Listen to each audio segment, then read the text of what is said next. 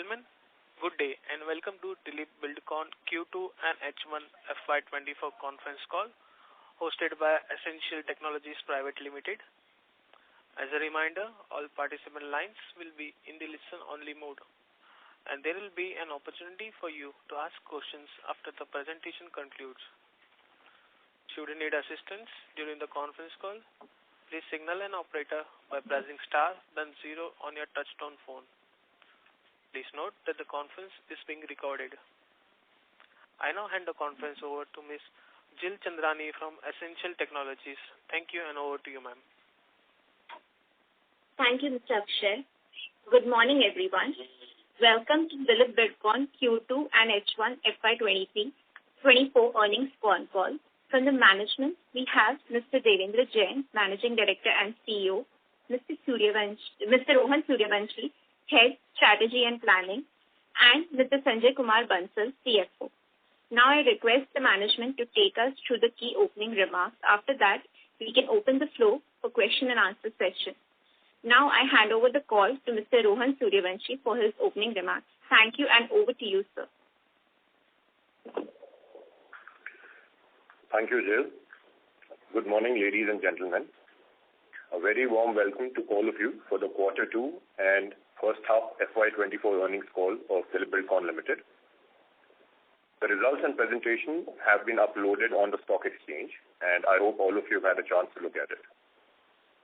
Before I begin, let me mention our standard disclaimer.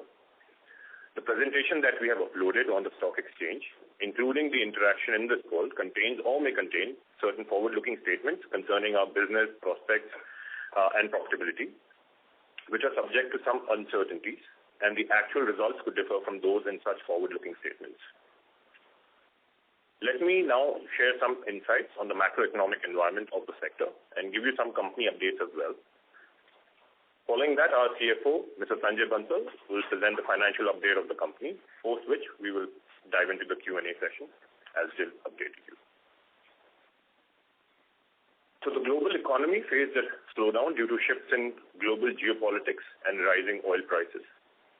Although headline inflation is showing signs of improvement, it continues to surpass targets in major economies. In contrast, the local economic landscape displays resilience, supported by robust domestic demand.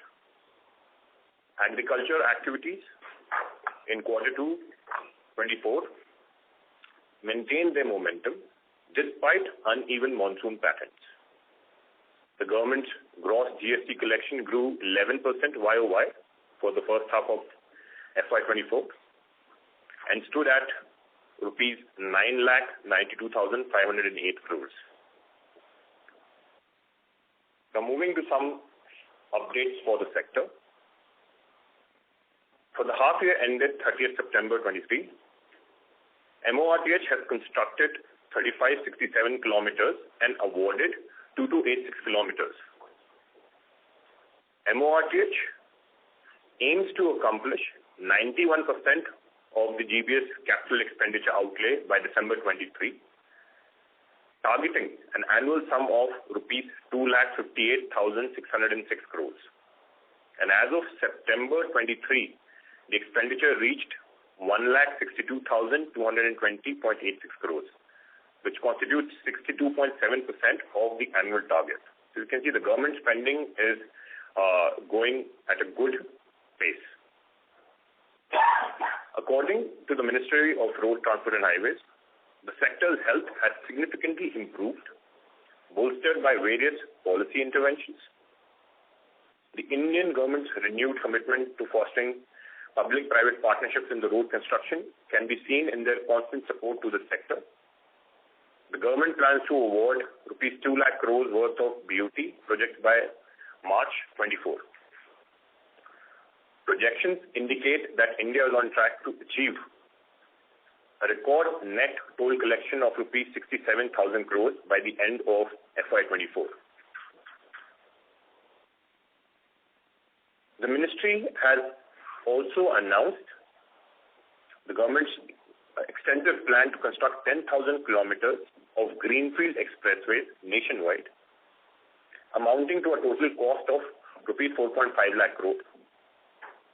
This initiative aligns with the overarching Bharatmala Pariyojana, aiming for a comprehensive 65,000 kilometer highway development program across the country. The initial phase focuses on a road network spanning 34,800 kilometers.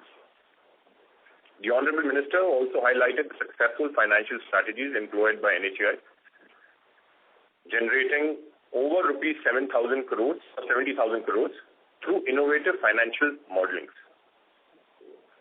This includes rupees 26,000 crores from TOT model and rupees 10,000 crores via the NHAI InvIT and rupees 34,000 through securitization via SPVs.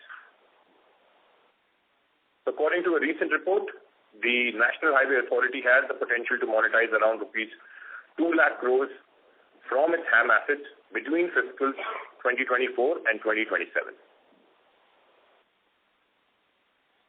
Now let me shed some light on the recent developments on the company side. I am very excited to tell our partners about a new development and direction for our company.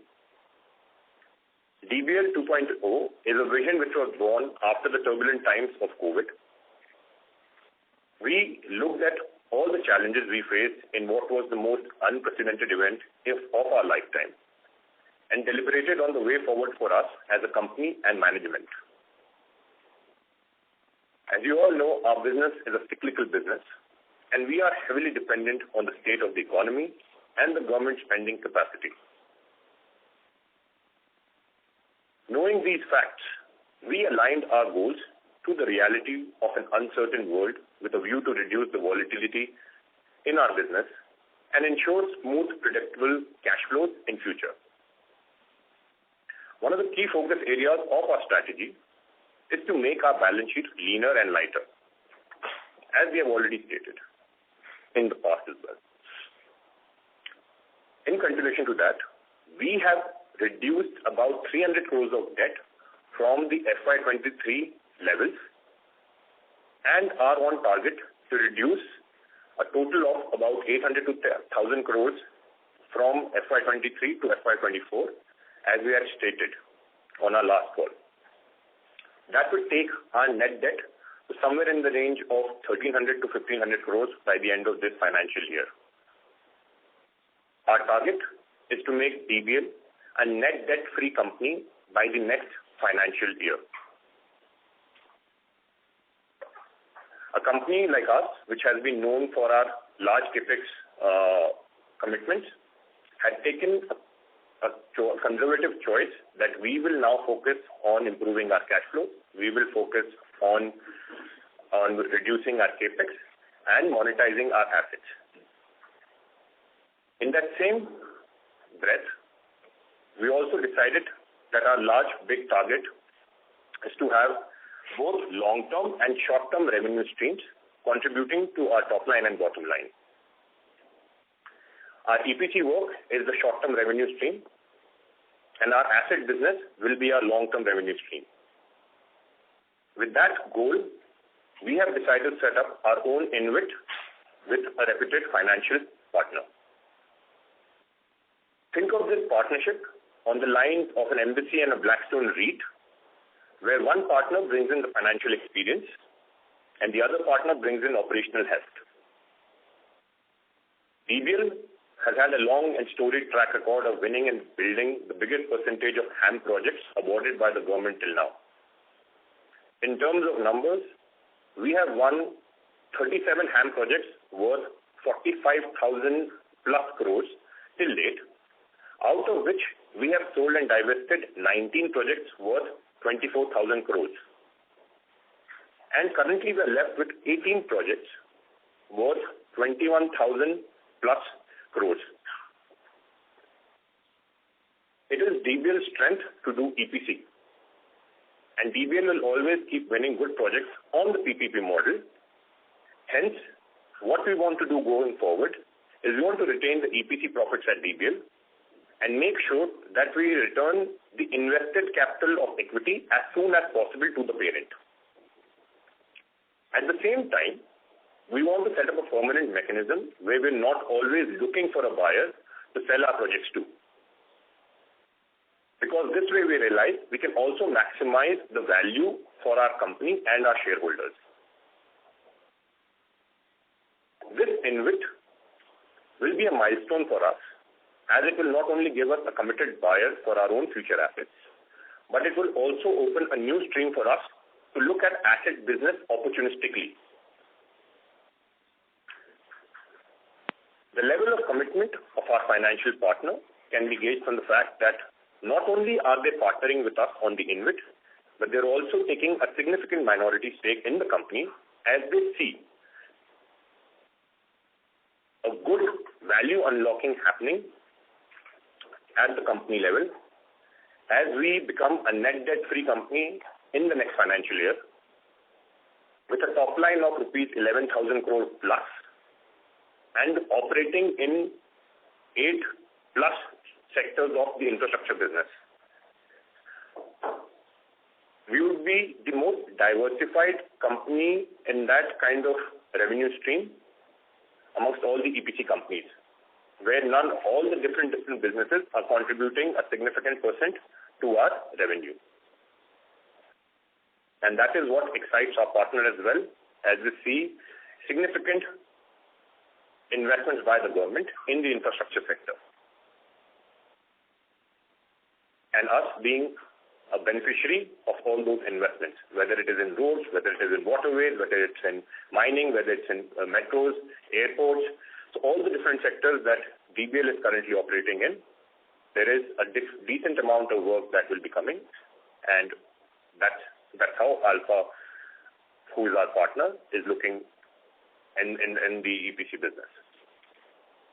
Let me also give you some brief information on our partner, Alpha Alternatives, while we've attached some information on them on the presentation. I'm sure a bunch of you already know them. So Alpha was founded by Mr. Naresh Kothari ji, who was earlier with Edelweiss and worked very closely with Rashesh Shah ji there in setting up and building the Edelweiss business. He is supported by a team of very experienced professionals, all of whom come from IIT, IIM kind of backgrounds. Currently, they manage about 10,000 crores of assets under management, and this is managed under different verticals that they have. They have a track record of setting different verticals for different businesses with different risk, return, appetite, and appetite for different kind of investors. They were very excited about setting an infrastructure vertical where they see us partnering with us not just on the roads, but also other sectors going forward as the government opens up more and more sectors into the PPP model. That is how this partnership came about. Let me also give you some brief about the deal. So the total value that DBL is expecting in through this partnership in terms of capital coming from Alpha is about 2,000 crores. Now this is divided into 3 different buckets. One are the warrants. So they're taking up to 10% stake in the company at a price which is decided by the SEBI methodology. Along with this, they're taking 26% stake in the 8 HAM projects which are either completed or almost about to complete in this financial year. And they will also be taking 26% stake in the balance 10 under construction HAM projects. So these 3 buckets, they will be pouring in about 2,000 crores of capital in DBL. And this money will come in this financial and the next financial year. In FY24, we're expecting about 700-800 crores of capital coming in from them. This is divided between the 25% warrant that they will come in and the 26% stake that they're taking in the first 8 HAM projects. So majority of that money in that will come in this FY24. In FY25, we expect another 1,200-1,300 crores to come in. This will come in the balance value of the 8 HAM projects that are developed, plus the 26% in the 10 HAM projects that are currently under construction, and the 75% money of the warrants.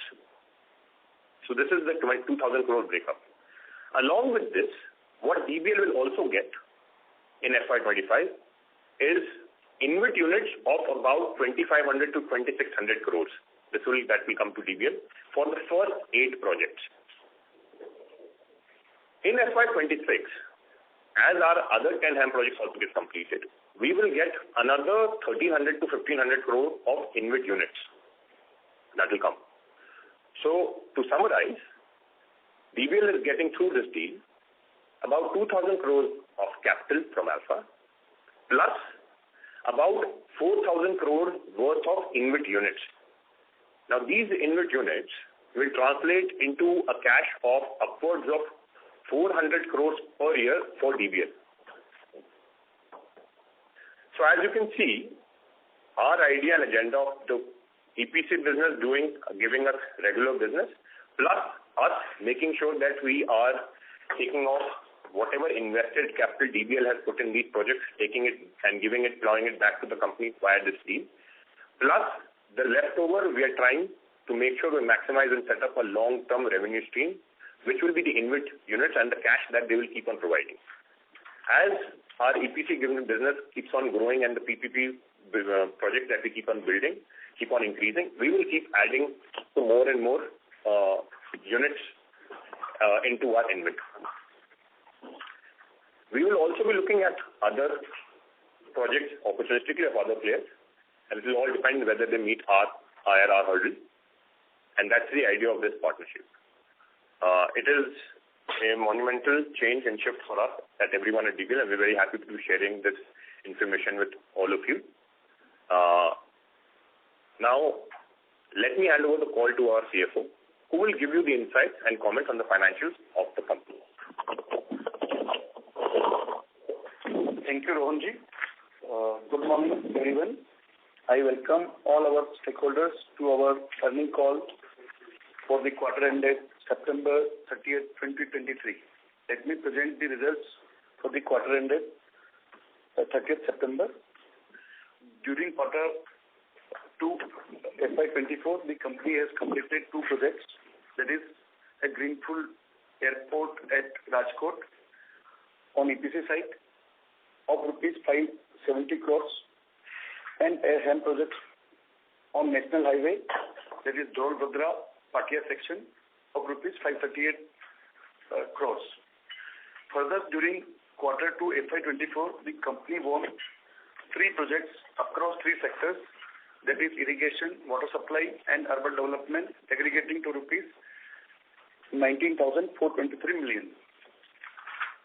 Now moving from business to financial performance. On YOY basis, the revenue of the company increased by 7.30% to rupees 24,270 million from rupees 22,619 million, which is due to better execution of the projects.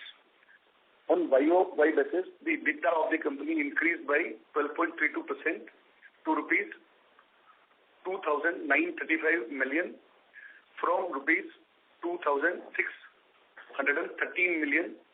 The EBITDA margin increased on account of better execution of the projects and reduction in the prices of construction materials. On YOY basis, the profit after tax increased by 86.45% to rupees 1,197 million from rupees 642 million. This is mainly on account of better EBITDA margins and exceptional income from sale of equity of few HAM projects to Shrim InvIT during the reporting quarter. Now let me take you through the some important balance sheet items. During first half FY24, the company has reduced long-term and short-term debt of rupees 300 crore in line with our projection. During the net debt equity ratio improved to 43 basis points at the end of quarter 2 FY24 vis-a-vis 52 basis points at the end of quarter 4 FY23. The debtors also decreased by 2,615 million to rupees 16,018 million at the end of Q2 FY24. Thank you. Now we can open up the floor for the questions and answers. Thank you once again. Thank you very much. We'll now begin the question and answer session. Anyone who wishes to ask a question may press star and 1 on their touch-tone telephone. If you wish to remove yourself from the question queue, you may press star and 2. Participants are requested to use handset while asking a question. Ladies and gentlemen, we'll wait for a moment while the question queue assembles.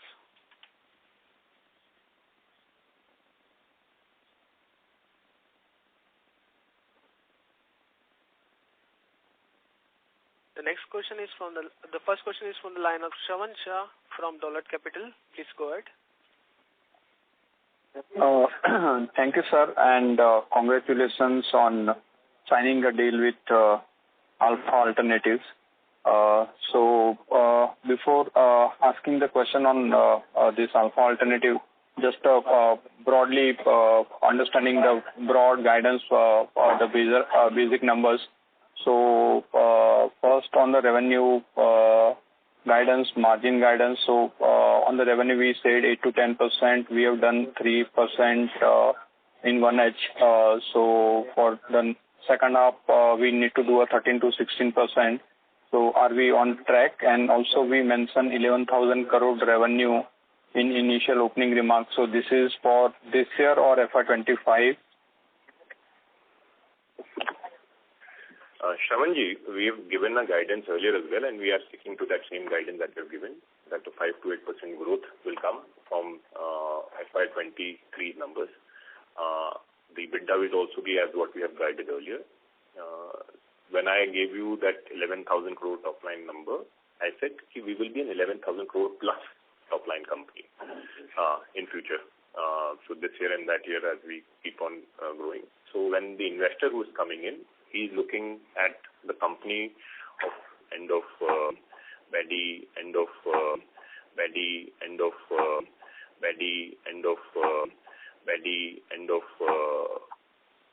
FY25. So that's how they are also investing on the parent level through warrants.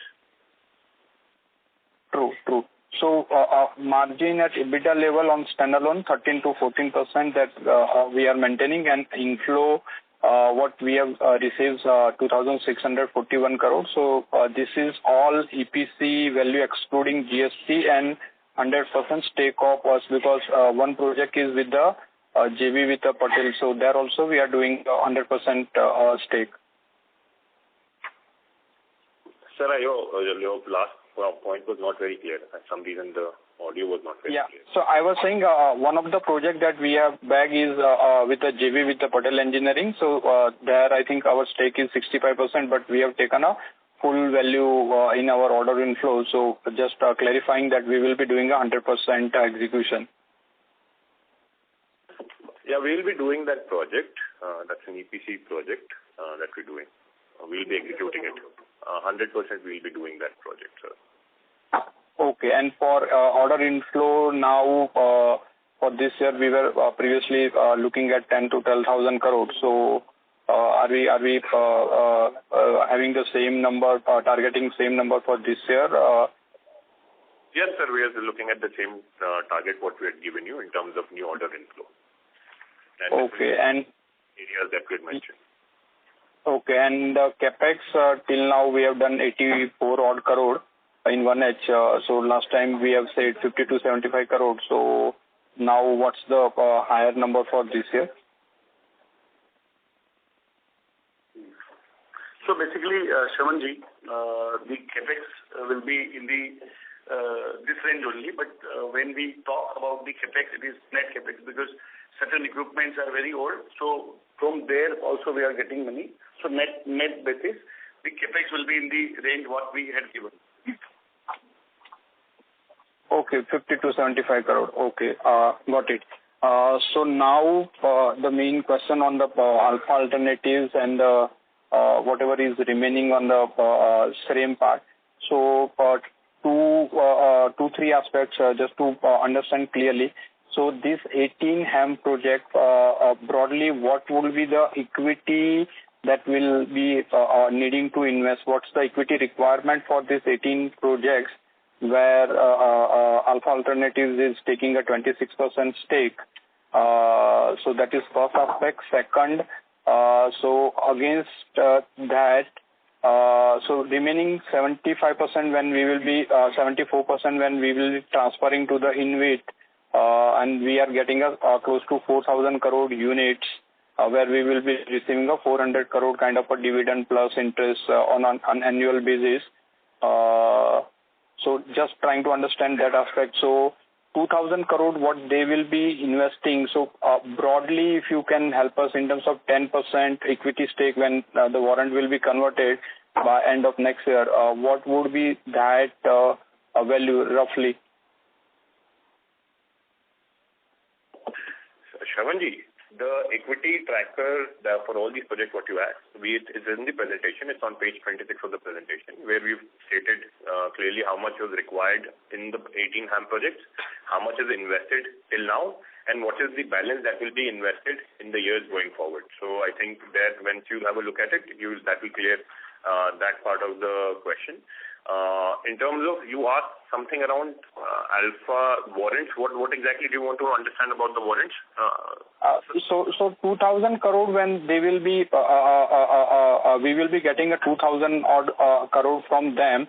So this will be against 26% stake in 18 HAM projects that we will be receiving, because they will be taking the 26% stake, and 10% for the stake in the DBL standalone. So broadly, roughly on the 10% for the DBL stake, what would be the figure? So current market cap, if I look at 5,000 odd crore, so 500 crore, that's the way one can look at? Absolutely, sir. So about 500 crores is coming in through the warrants, and the rest that is for the 26% in the 18 HAM projects. Okay. So by end of, if I just to understand better in terms of the stream plus this, so this year and next year on the standalone book, in terms of the equity investment in the HAM, how much will be the value broadly, whatever the numbers we have given in the presentation, and how much will be the InvIT units that we will be having on standalone book in FY24, by end of FY24 and FY25. So that's the one point I wanted to understand. So, Shravanji, as Rohanji said, the equity, what is to be required in 18 HAM projects and the call projects, that is given on slide number 26 of the investor presentation. But at the same time, you asked how the units will basically look at FY24 and FY25 end. So today we have around 500 crore plus in stream InvIT unit as an investment in our standalone books. Further, from 8 HAM projects, first 26%, at the time of flipping into InvIT, we will be getting 2,500 to 2,600 crore units. So it is around total 3,000 crore. And after that, when we will flip the 26% in the balance 10 projects, another 1,300 to 1,500. So with the total would be around 4,000 from our InvIT and around 500 crore from the stream InvIT. So put together it is 4,500 crores worth units we will have in total. And the equity, pure equity from the standalone by end of FY25 will be just only value will be there will be no equity investment at standalone in the direct equity. It will be only the units that we will be having by FY25. So, Shravanji, I said the equity breakup is given in presentation, but let me tell you, we had 825 crore projection of projected equity to be invested in FY23-24. Till today, we have invested almost 390 crore equity, and balance 472 crore equity will be invested this financial year end. And in FY25 another 547 crore, and year on year. So total equity as of 30th September to be invested is basically 472 crores. It is basically around 1,700 crore. No, sir, I got it. What I am trying to understand is that, so you will be investing, and against that you will be, so this equity requirement you are talking on a 100% basis, but once the 26% stake will be taken by the Alpha Alternatives, and once you will be getting the InvIT units, so InvIT units will be replacing the equity, pure equity investment. So in that sense, so by FY25, once we have this 4,500 crore InvIT units in standalone books, then we will not be having any equity, pure equity investment in the HAM assets. That's the way I can understand. I understood your query. You are trying to say that once the equity from Alpha will come in, whether our equity investment will reduce. So yes, for first 8 projects, the equity requirement was 910 crore, which is already invested. These projects are nearing completion. So balance 10 projects, when Alpha will invest 26%, yes, the equity requirement from DBL will go down, and they will invest 26% equity with us. Okay. And lastly, so by end of FY25, so how one can look at in terms of the finance cost? So now, till now, in the second half and FY25, how much one can think of in terms of the reduction in the finance cost? So, Shravanji, as we detailed out our strategy towards the debt in the short to longer term, we are trying to basically make this company in net debt free by next financial year end. So this year the impact of reduction in financial cost would be 50 to 75 crore. So we will be in the range of 450 to 475 crore. And next year, because we will reduce significant debt this year, so we are expecting the finance cost will be reduced around 300 to 350 crore in FY24-25. And thereafter, around 200 crore year on year. Okay, got it. And lastly, this quarter other income was higher. Any specific reason, and is it a recurring in nature? So 34 crore, 34.5 crore versus last quarter 18.5 crore. So, Shravanji, we are holding 535 crore worth shrimp InvIT units. So we have got the distribution within this quarter and quarter one. So basically, our investment income is added. Okay, so this number is sustainable on quarterly basis. Yes. Okay. Thank you and all the best, and hope we will become a debt-free company. It's a great DBL version 2. Thank you. Thank you, sir. Thank you. Thank you. Ladies and gentlemen, you may press star and 1 to ask a question.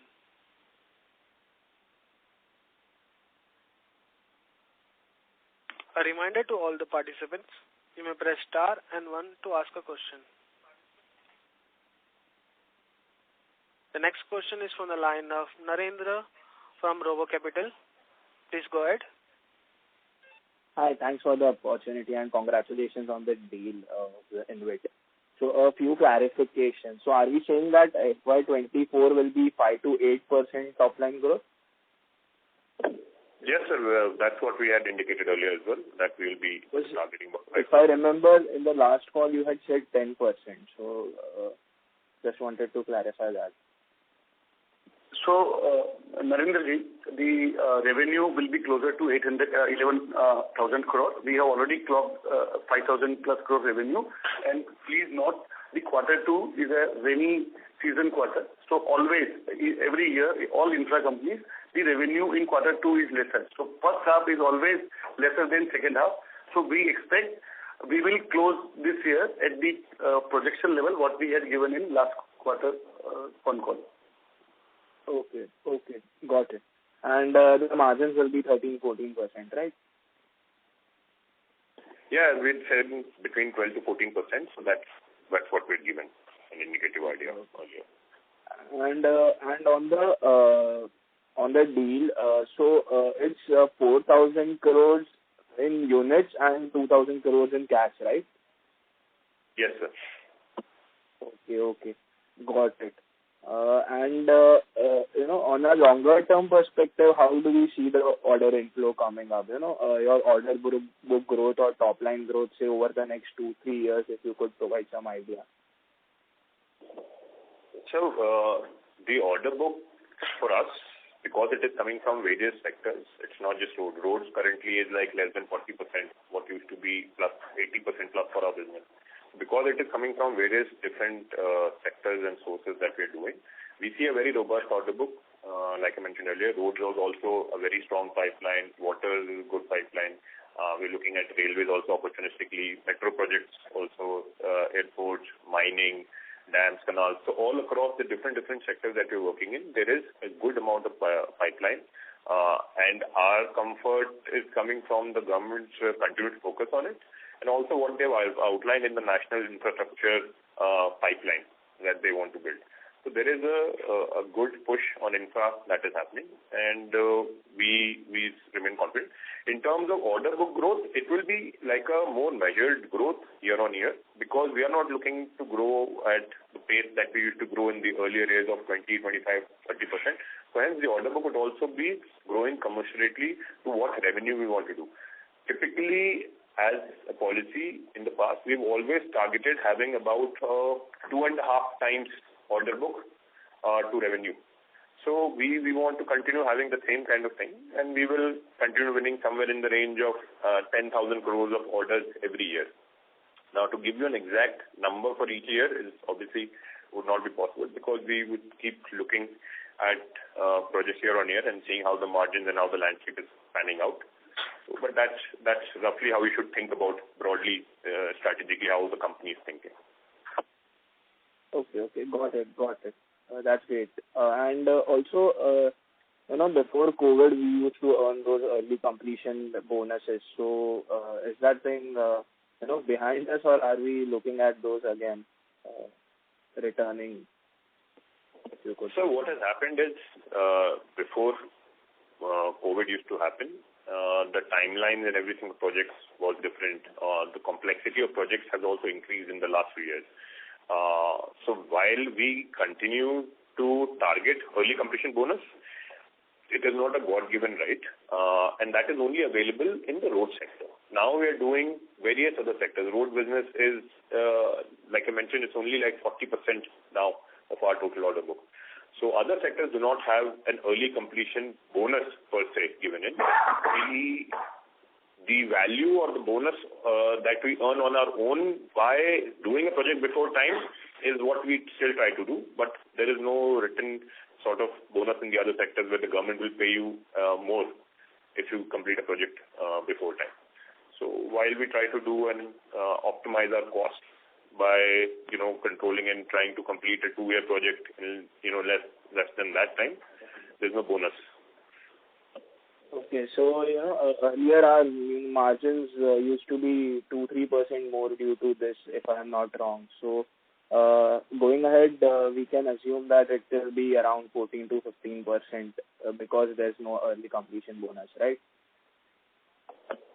So at the time when we had early completion bonuses, the direct benefit that used to come from the early completion bonuses was in the range of 1 to 2%, and the indirect benefit, which is us completing before time, was another 1 to 2%.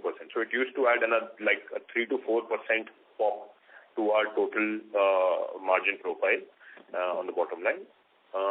Right now, what we've indicated towards 12 to 14% is what you should sort of take as the indication for right now. If there are any changes in future, we will update you. But to predict the long term how things will look is a function of how the competitive intensity is looking at, what changes is happening in the government tendering system, all those things. So it's difficult to sort of state a long term. But yeah, we are continuing to target in this range of EBITDA. But what the big change that will happen is as we become a debt free, we will have a lot more to give, and the PAT margins will keep on increasing. So that will be the big sort of headline picture, and it will remove as we also focus on not doing capex. So future also we won't be raising a lot of debt at the parent level. This will continue to do. And because we're working in different sectors, we won't be trying to win projects at aggressive rates.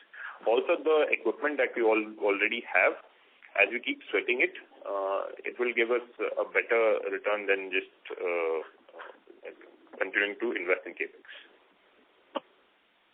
Okay. It's a very great thing that we are trying to get lean. That's making our company very interesting. So another clarification regarding the finance cost. So you said that FY24 it should be around 450 to 475, FY25 around 350, and going ahead 200 crores, right? Am I right? Roughly ballpark numbers. Yeah, roughly, sir. That is what you did. Our finance cost is two parts. One is the interest component, and the other part is obviously the BGLC costs, because the bank guarantees and all those are like the large portion of what we also need for our business. Yeah, I understand that. Okay, thank you so much. All the best and happy Diwali to you and your team. Thank you. Thank you. The next question from the line of Vaibhav Jain, an independent investor. Please go ahead. Hello, am I audible? Yes, sir. Please go ahead. Yeah, thanks for the opportunity. I just had a couple of questions. One is on the raw material front. I wanted to understand how do we think about procuring raw materials? Do we keep it as inventory or is it like project backed? Just wanted some sense on that. So for different raw materials, there is different strategy. For stuff like black metal, which is produced on site, what we know as city, that we will try and procure because there is always a lag. For other raw material like steel and cement, we have different inventory levels that we have assigned at each site depending on how the work progress is going. So there is always certain inventory that is held for all the different items, whether it is for bitumen, whether it is for steel, for cement, for black metal. So all those are different raw materials that we keep holding at our sites. So if I understood correctly, a part of your inventory you hold it and then the bulk of it you procure it as per your requirement. Is that understanding correct? Yes, it's different. Like I said, for black metal, there is a larger portion that we have to hold because that is all procured locally. Okay. And it takes a certain time for it to be procured. Mining license, yes. Yeah. So also on the debt front, I wanted to ask. So our net debt will be around, as on September, the net debt is around 6,300 crores, and we'll be getting an inflow of 2,000 crores from this deal with AA. So how are we going to pay the rest of the? We're going to be a net debt zero company. So just wanted to understand where that gap of 4,000-5,000 crores will be filled. Vibhavji, the debt, you should look debt of standalone and console separately. So whatever we talked about on the call on debt side is standalone balance sheet. And in infra company where we are operating in concession environment, the debt on the SPVs where we are under projects under execution, HAM projects, that debt is self-sustainable. So that debt will continue after also, whenever we will be winning few further projects. So when we are talking net debt means the standalone net debt free company. So console debt will always remain because we will continue to win projects and we will continue to execute projects. So no HAM projects will be without debt. So if you are comparing 6,000 crore, then you should exclude that 4,000 crore of the subsidy debt separately. Okay, sir. Got it. Thanks for the clarification. That's all from my side. Thank you. Thank you. The next question is from the line of Vishal Periwal from IDBI Capital. Please go ahead. Yes, sir. Thanks for the opportunity. One clarification. This Alpha alternated value the 18 HAM project at the price to book of 2.6 times. Is that a fair understanding? So basically, we don't look the value in terms of equity and multiples. Basically, the 8 projects were won by the company when the bank rate was at a low side, around 4.25%. And The valuation is basically basis the bank rate and the annuities, future annuities, which we receive in 15 years. So it is a combination. So you should not basically compare the multiple basis. But yes, the numbers are like that only. Okay. Fine. And in other income, can you give a breakup of what is the distribution income from SHRM unit in this quarter? So SHRM units, SHRM is distributing around 3.5 rupees every quarter. So last quarter 2, we have received around 26 crore total distribution. So distribution has three parts: dividend, return of capital, and interest. So whatever is reported in other income is dividend and interest. Okay. So this 26 crore, probably this will be the first quarter when we have received it. And is it? Can we say that it's quarterly basis, a recurring, or how the structure will be? So it is basically recurring income. But when I say 26 crore, 26 total units as on today, as a group, we are holding 868 crore units. From there, we are receiving 26 crore worth distribution every quarter. So at DBL level, 535 crore units out of 868 we are holding. So this is recurring income for the group in future also till the time we hold the units. Yeah, sure, got it. And then, I mean, since a bit of conceptual, so we already had this SHRM, InvIT. So what is, the probably thought process is having one more InvIT and then the background of creating one more structure. So, sir, the SHRM InvIT is a InvIT which is owned by the SHRM Group, and they had bought out all our assets, and they built it on their own, so it's a different entity. Now, with this InvIT, our idea was to build our own InvIT, a DBL InvIT, and that's why we've kind of done that. So they are a separate partner, and while we've enjoyed a great partnership run with them as well, but the idea of setting this up was setting up something of our own, which will give value to the company and to the shareholders on a long-term basis, where we don't have to keep scouting. So right now also we ran a whole mandate looking at different investors and everything, and looking at all the numbers and everything, we decided this was the best way forward for us. So hence we took this call of setting up an InvIT of our own right now. And the idea behind, when we were setting this up, as we were contemplating the various structures which we could do it, we were very sure that we wanted to do it with a trusted financial name and a trusted financial partner who would bring in all the financial expertise and will be, running it in a very professional manner. So that's how Alpha Alternatives came on board. That was the idea. So like I mentioned on the opening remarks, the idea was to build a partnership like an embassy and a Blackstone. Sure. So maybe, going ahead, any more HAM asset that we win, so that moves to this particular, the initiative that we have done with Alpha, that fair bit of understanding? Yeah, obviously now our future HAM, that asset that we win, it will always be our first preference for it to move into our own InvIT, because that will be the best value unlocking. Every other investor out there will look at keeping some value for themselves in between, as they do, whether it's any of the, all the buyers which will be there, whether it's a Canadian pension funds or, Cube or anybody else who's out there. They will also look at, they will be discounting these projects at a higher rate versus what an InvIT of our own will be doing.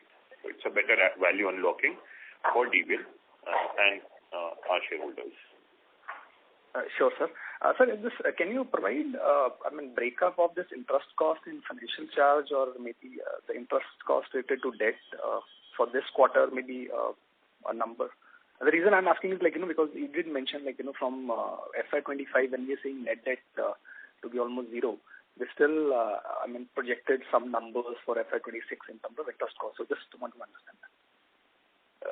Sure. So you can speak to our team separately on it, though as a policy we don't give selective information to investors, but this is how we've always structured. But you can speak separately to my team. Yes. Okay, sure.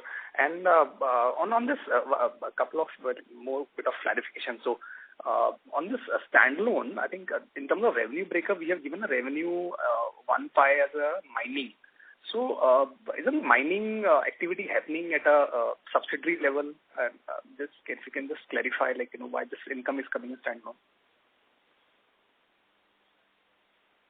Sir, yeah, the mining is under SPVs, there are different SPVs which are the long-term mining projects. There are two types of mining projects that we have. There is the short-term mining contracts and then the long-term, which are EPC. So even in the long-term, which we have under SPVs, the EPC work of it is done by DBL. So the mining revenue comes there. But let me hand it over to our CFO if he might want to add something more. So let me add to what Rohanji said. So we have, like Rohanji said, some overburden projects as a EPC in DBL itself, and we have two concessions, Pachwara and Sriaraman. So that is in SPV level. So the EPC work, as Rohanji said, is executed by DBL, and in terms of Sriaraman, even mining is done by DBL for the subsidiary. Okay, got it. Okay. One last question from my side. Can you give, your understanding and reading of lack of ordering in a road sector? That will be useful. Yeah, that's all from my side.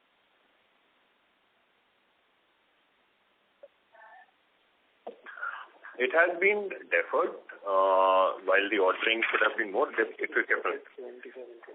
So currently the orders which have been floated by the government, which are already there, is about 75,000 crore in HAM and about 25,000 crore in EPC. Okay. And if I may ask, in terms of various segments, in terms of ordering, which segment, provide, you see bidding pipeline is pretty strong. No, not pipeline, but actually the work is also getting awarded. Where do you find the opportunities there? Because I can see that, in terms of order book pie, it is moving away from sectors other than road. So in other than roads, which pie, more exciting in terms of inflow for us? So we were seeing it in all the sectors that we work in. We are seeing activity in all the sectors that I mentioned we work in, whether it's roads, whether it's metros, airports, whether it is water projects, dams, canals, water supply projects, mining. So all the sectors have a decent amount of activity happening. So we are fairly confident of a very diversified order book by the end of the year, as it is currently. Okay. And do we also provide a big pipeline for sectors other than road? No, we don't provide that, sir. Okay. Sure, sir. Thanks for all the clarification. Thank you very much. Thank you, sir. Thank you. The next question is from the line of Shravan Shah from Dolat Capital. Please go ahead. Thank you. Sir, first, how much is the DBL infra debt as on September? So DBL infra assets, we had 675 crore outstanding debt as of 30th September. Okay. Because why I am asking, so if I look at our HAM equity investment, which is 1,074 crore, and the SRAM InvIT that we have is 868.5 crore. So broadly 1943 crore that we have in the form of HAM equity and SRAM unit. But if I look at the balance sheet, correct me if I am wrong, so I'm trying to understand that. Non-current investment is 1294 crore and the loans is 330 odd crore. So 1624 crore is the equity that we are showing in the standalone book, and 675 crore is infra debt which is used to fund the equity. So it is not telling. So 1943 crore that we have on invested SRAM InvIT and HAM equity, whereas in standalone balance sheet it is 1624 crore. I just told you, I think there is some confusion in how you're reading the numbers. Why don't I recommend that you connect with our team after the call to understand, because I think there's definitely some, because I think you are matching the comparing consolidated and standalone are confusing between the two. So it's separate and the consolidated is separate. So I think,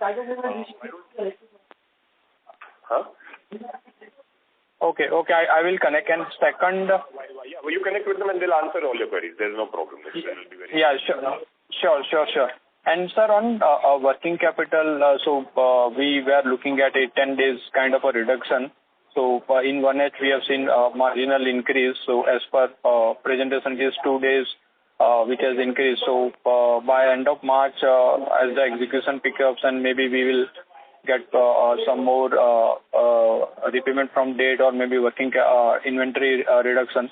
So are we looking at 10 days kind of a reduction in working capital days? Yes, sir, we are looking at that kind of reduction. Yeah. Okay, great. And second, how much value of projects that we have already bidded and where the result has not come? We would have bid about 10,000 crore of projects where the result would have not opened up till now. Okay. And the 4 HAM project appointed date likely to be received by? Sir, those are all in the presentation. I recommend please have a look at the presentation, please, so that it will be more valuable for everyone as well. Okay. Got it, sir. Thank you and all the best. Thank you. The next question is from the line of Narendra from Robo Capital. Please go ahead. Thanks for the follow-up. Just wanted to know that you said you are not aggressively trying to bid for projects with low margins. So just wanted to understand that how will the top line growth come? If we are targeting a 10,000 crore inflow and on the same doing a 10,000, 11,000 crore of revenue. So if you could help me understand how the top line growth will come going ahead. So the top line growth will come from the diversified sectors that we have. We are not looking, like I mentioned earlier as well, at a very aggressive growth. We're looking at a very measured growth. When we target a higher growth, given our business model of doing everything on our own, we also needed to do a significant capex. Because right now we are looking at being a net debt-free company by the end of next financial year. Our target right now is to have a measured growth, which will be supported by our current assets and maybe a little bit of addition if needs to be. So that's the idea. And the growth will come from all the different sectors. There's enough opportunity that is coming. There might be a higher competition in road sector, but the other sectors are still looking pretty decent. Can we say that we are targeting around the same rate that we are targeting for FY24 over the next couple of years? So I mentioned 7-8%, 5-8%, like what we mentioned, is a consistent growth that we are looking at 8% or so, that you should think about it. Okay, got it. And last question regarding your tax rate. So what is the effective tax rate?